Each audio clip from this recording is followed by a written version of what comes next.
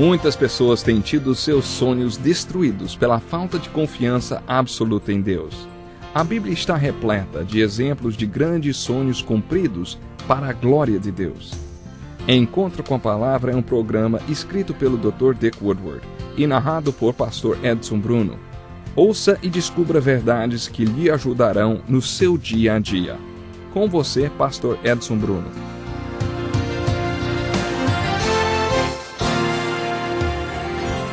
Seja bem-vindo ao nosso Encontro com a Palavra. Encerramos o programa passado comentando com base no capítulo 12 do Evangelho de João sobre desperdiçar ou aproveitar plenamente a vida. Acompanhe conosco a continuação deste estudo. Jesus estabeleceu um exemplo ao morrer na cruz. Ao morrer na cruz, Jesus salvou o mundo e esta é a mensagem do Evangelho, do Novo Testamento e das Epístolas. Esta é a mensagem da teologia do Novo Testamento. Quando Jesus Cristo morreu na cruz, Deus o fez pecado por nós. Ele, que não conhecia pecado, morreu para que fôssemos declarados justos nele e por causa dele e da nossa fé no seu sacrifício na cruz. Mas, além disso, a grande mensagem do Evangelho tem a ver com a filosofia de vida que é ensinada na morte de Jesus na cruz. Ele nos mostrou como devemos usar a nossa vida, de que maneira podemos deixar que a areia escorra pela ampulheta da nossa vida. Jesus mostrou que o melhor é escolhermos, de livre e espontânea vontade, sacrificarmos nossas vidas dia a dia por uma causa que vale a pena. E a única causa que vale mesmo a pena é o Deus Pai e a causa que Ele colocar diante de nós. Nessa questão de sacrificar a própria vida, Jesus tem uma ilustração para nós. A semente só dará frutos depois que for plantada na terra. E é verdade, a única maneira de salvarmos nossas vidas é sacrificando-as. Aquele que ama a sua vida a perderá, ao passo que aquele que odeia a sua vida neste mundo a conservará para a vida eterna. Jesus não se referiu a odiar, literalmente. Ele usou uma expressão daqueles dias, que quer dizer que, comparado com o amor que devemos ter por ele, o amor pela nossa própria vida se equivaleria ao ódio. Mas a lição que estamos enfocando aqui é a seguinte: você não tem como guardar a sua própria vida. Você pode desperdiçá-la ou sacrificá-la com coisas que não levam a nada, ou pode sacrificá-la por um objetivo que vale a pena, ou seja, Deus e o que Deus quer que você faça com a sua vida. Foi isso que Jesus quis dizer. Aí, quando a hora chegou, Jesus disse: agora meu coração está perturbado. Esta palavra também foi usada no capítulo 11, ao narrar que Jesus viu Maria junto à tumba de Lázaro, chorando junto com outros judeus. Jesus se perturbou. Quero dizer, Jesus quase chegou a sentir aquela indignação justa. Lá na tumba de Lázaro, Jesus se viu face a face com as consequências do pecado, ou seja, doença e morte. O poder do diabo e do pecado, o resultado estava evidente junto à tumba de Lázaro, e isto causou indignação em Jesus. Nesse momento, Jesus estava se levantando contra todos os poderes do inferno que tentaram impedi-lo de ir para a cruz. Os evangelhos de Mateus, Marcos e Lucas contam que, depois da tentação de Jesus, o diabo o deixou por um tempo, mas continuou rodeando e tentando impedir a ida de Jesus para a cruz. Quando Jesus decidiu permitir que sua vida fosse para a terra, para germinar e dar frutos, ele deve ter se aproximado da iminente confrontação com todos os poderes do inferno. Agora meu coração está perturbado, e que direi? Pai, salva-me desta hora. Não, eu vim exatamente para isto, para esta hora. Creio que esta descrição de Jesus, escolhendo se sacrificar por causa da vontade do Pai, é uma das mais dramáticas da Bíblia. A resposta à pergunta, o que direi, Pai, salva-me nesta hora, ou salva-me desta hora, foi, não, eu vim exatamente para isto, para esta hora. Jesus mesmo respondeu. Enquanto Jesus estava sendo crucificado, disseram: salvou os outros, mas não é capaz de salvar a si mesmo. Realmente, isto é verdade. Não dava para salvar os outros e salvar-se também. Você tem que fazer uma escolha. Ou você salva os outros ou se salva. No versículo 28, ao escolher nos salvar, Jesus fez esta oração muito bonita. Pai, glorifica o teu nome.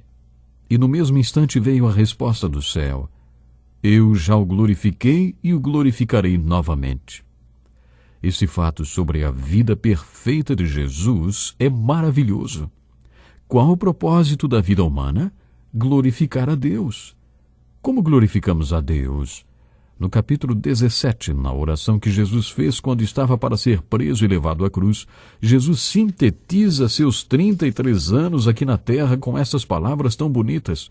Eu te glorifiquei na terra, completando a obra que me deste para fazer. E agora, Pai, glorifica-me junto a ti, com a glória que eu tinha contigo antes que o mundo existisse. E na cruz, quase no final do seu sofrimento, Jesus exclamou: Está consumado. Pai, nas tuas mãos entrego o meu espírito. O teólogo A.W. Tozer costumava afirmar que todos nós deveríamos fazer esta oração do fundo do nosso coração e não apenas superficialmente. Pai, glorifica o teu nome na minha vida, e eu vou fazer a minha parte, mas glorifica o teu nome na minha vida. Esse é o tipo de oração que Jesus orou aqui. Pai, glorifica o seu nome na minha vida. Este foi o tipo de oração que Jesus fez no capítulo 12 de João, e o Pai respondeu: Eu já o glorifiquei, e o glorificarei novamente. O Pai foi sempre glorificado na vida perfeita de Jesus. E agora, neste momento crítico de sua vida diante da cruz, ao orar, Pai, glorifica o teu nome, veio esta bonita e potente voz do céu: Eu já o glorifiquei e o glorificarei novamente. Será que nós conseguimos fazer esta oração de coração? Somos tão preocupados conosco mesmos. Em todo lugar ouvimos falar sobre autorrealização, autoestima. Tudo é alto, alto, alto, alto. O egoísmo é a essência do pecado e nós não somos criados para sermos egocêntricos. Deus nos criou para sermos Deus-cêntricos. Não fomos criados para fazermos nossa própria vontade, mas para fazer a vontade do Pai. Não fomos criados para glorificarmos a nós mesmos, mas para glorificar o Pai. E é justamente nisto que Jesus estava pensando nesse momento crítico de sua vida. Você não consegue economizar sua própria vida. Você pode desperdiçá-la, vendê-la e sacrificá-la por razões que não valem a pena. Jesus estava sacrificando sua vida por um motivo certo.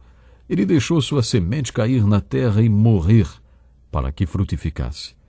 Depois de assumir esta posição, no versículo 26, Jesus disse: Quem me serve precisa seguir-me, e onde estou, o meu servo também estará.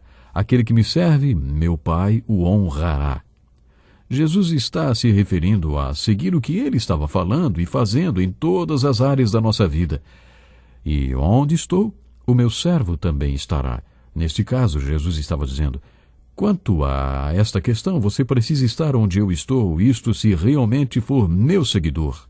E finalmente Jesus disse: aquele que me serve, meu Pai o honrará. Pastor Dick Woodward diz: minha mãe teve 11 filhos e quando eu era pequeno, lembro-me de ter lhe perguntado: mãe, se tivesse que fazer tudo outra vez, a senhora teria tantos filhos assim? Depois de pensar um pouco, a minha mãe respondeu: eu teria, mas faria com a consciência de que não viveria mais minha vida para mim mesma. O pensamento que prevalece hoje é o oposto deste. Você tem o direito de viver a sua própria vida. Esta é uma lei básica de autopreservação da civilização. As filosofias humanistas defendem o eu, o meu, defendem o para mim. E pronto. Não foi nada disso que Jesus ensinou com sua vida e seu exemplo. Jesus nos ensina uma verdade maravilhosa nesse capítulo. Conhecemos o significado da sua cruz, do Cordeiro de Deus que tira o pecado de todo mundo, mas o exemplo de Jesus deixou-nos também uma filosofia de vida. Morrendo na cruz e se sacrificando por nós, Jesus deu uma lição sobre o significado e o propósito de vida. E como deve ser a nossa filosofia de vida diante desse exemplo de Jesus? Jesus comentou: a voz que veio do céu. Esta voz veio por causa de vocês e não por minha causa. Não é interessante? No capítulo 11, vimos a oração que Jesus fez antes de ressuscitar Lázaro. Ele não orou porque precisava orar, nem porque o Pai precisava que ele orasse, mas por causa daqueles que estavam ali. E agora, mais uma vez, quando o Pai falou com ele, não foi por causa dele, mas por nossa causa. Com este episódio, Jesus mostrou a perfeita sintonia e união que ele tinha com o Pai. Ele sabia como o Pai se sentia a respeito de tudo o que estava acontecendo. Nós também, quando oramos, dizemos coisas que Deus já sabe, mas nossa oração serve como uma confissão que serve de testemunho para outras pessoas. Quando Jesus declarou que aquela voz não apareceu por causa dele, ele estava querendo dizer algo muito importante. Interessante que Jesus diz: chegou a hora de ser julgado este mundo. Agora será expulso o príncipe deste mundo. Jesus estava diante de todos os poderes do inferno, cara a cara com o diabo. A tentação que havia começado lá no deserto continuou. Mas a vitória final sobre o diabo estava prestes a acontecer enquanto Jesus se aproximava da cruz. No versículo 32, Jesus declarou: mas eu, quando for levantado da terra, se referindo à cruz, atrairei todos a mim. Ele disse isso para indicar o tipo de morte que haveria de sofrer. No capítulo 3 desse evangelho, Jesus é ilustrado pela serpente de bronze que Moisés ergueu no deserto. Quando o povo que tinha sido picado por alguma serpente olhava para aquela serpente de bronze, era curado. Jesus se referiu a este fato quando falou em ser levantado da terra, atraindo todos para si. Há 2000 anos, as pessoas têm sido atraídas a ele, erguido na cruz. Ele disse isso para indicar o tipo de morte que haveria de sofrer. A multidão falou: a lei nos ensina que o Cristo permanecerá para sempre. Como podes dizer, o Filho do Homem precisa ser levantado? Quem é esse Filho do Homem? A expressão Filho do Homem, encontrada na Bíblia, às vezes significa homem. Mas quando aparece em letras maiúsculas, refere-se a Jesus como o primogênito de Deus. Também falamos de nós mesmos como filhos de Deus. Existe uma diferença entre nós, filhos de Deus, e Jesus, o Filho primogênito de Deus. Jesus estava se declarando filho de Deus, e eles não entenderam que ele teria que morrer. Eles não esperavam que o Messias fosse morrer. Eles esperavam que Jesus fosse um conquistador e que reinasse para sempre. E Jesus disse: por mais um pouco de tempo a luz estará entre vocês. Jesus estava a caminho da cruz. Não perca o próximo programa. Que lição importantíssima. Obrigado, Pastor Edson Bruno. Prezado ouvinte, coloque em prática o que você ouviu aqui. Sem dúvida, sua vida será grandemente abençoada. Este é um estudo escrito pelo Dr. Dick Woodward, na voz do Pastor Edson Bruno. Escreva-nos e solicite o material. Nosso endereço é Encontro com a Palavra, Caixa Postal 2011, CEP 89201-970, Joinville, Santa Catarina. Até o nosso próximo Encontro com a Palavra.